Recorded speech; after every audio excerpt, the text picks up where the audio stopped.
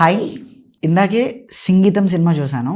Singeetam cinema is all about సంగీతం శ్రీనివాసరావు గారు. ఈ ఏజ్లో కూడా వాళ్ళు పెట్టిన ఎఫర్ట్స్కి, వాళ్ళు పడ్డ కష్టానికి చాలా బాగుంది. చెప్తున్నా కదా, వితౌట్ ఎనీ ఎక్స్పెక్టేషన్స్ ఈ సినిమాకి వెళ్ళిపోయాను. మా ప్లాట్ ఏంటి అని అంటే, ఊరంతా పాట పాడితే అంటే పాట అవుతే ఎలా ఉంటుంది అనేది, అండ్ అది ఒక ప్లాట్ మీదనే ఉంటుంది.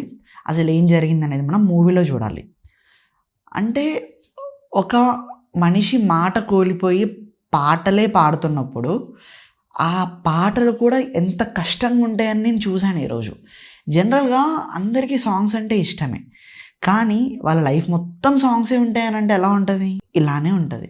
ఈ ఏజ్లో కూడా ఆ విజన్కి ఆ టాలెంట్ వీడియో కాల్లో మోస్ట్ ఆఫ్ ద టైమ్స్ ఉండి డైరెక్ట్ చేశారంట, ఎలా చేయాలో చెప్పారంట.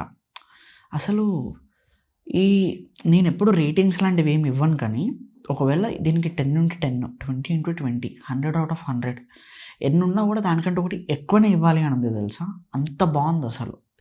అండ్ ఇంకొకటి ఏంటి అని అంటే, బ్యాక్గ్రౌండ్ స్కోర్ బై డిఎస్పి గారు చాలా బాగుంది. అండ్ మన Ahalya and Ayaan main characters, Shalini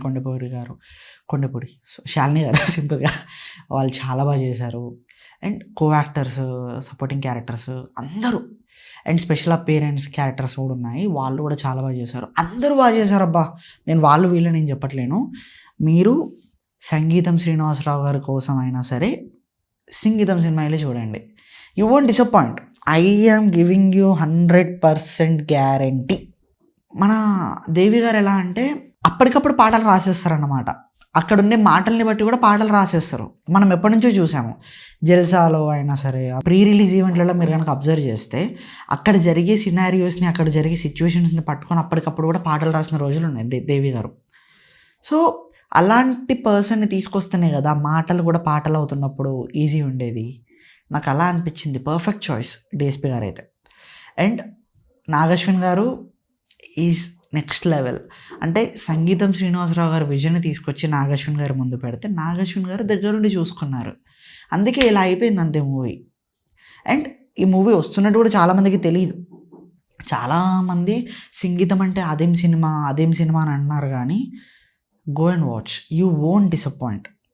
మీరు ఎక్కడ కూడా సంగీతం శ్రీనివాసరావు గారు అంటే ఎవరో తెలియని వాళ్ళు, if those who don't know, ఒకసారి వెళ్ళి ఫిల్మోగ్రఫీ వెళ్ళి చెక్ చేసుకోండి, మీకే అర్థమవుతుంది. ఆయన చేసిన మాస్టర్ పీసెస్లో నేను ఇది అని చెప్పి ఒక సినిమాని ఎక్కువ చేసి ఒక సినిమాని తక్కువ చేయాలని నేను అనుకోవట్లేను. సో మీరు వెళ్ళండి, చూడండి. This is the last film I think so. వెళ్ళి చూసి మీకు ఎలా అనిపించిందో కామెంట్స్లో చెప్పండి. నాకైతే చాలా బాగా నచ్చింది. Thank you and wheels an another video. ఇలాంటి రివ్యూస్ ఇంకా వస్తూ ఉంటే సబ్స్క్రైబ్ చేసుకోవడం మర్చిపోకండి, ఓకేనా? బాయ్.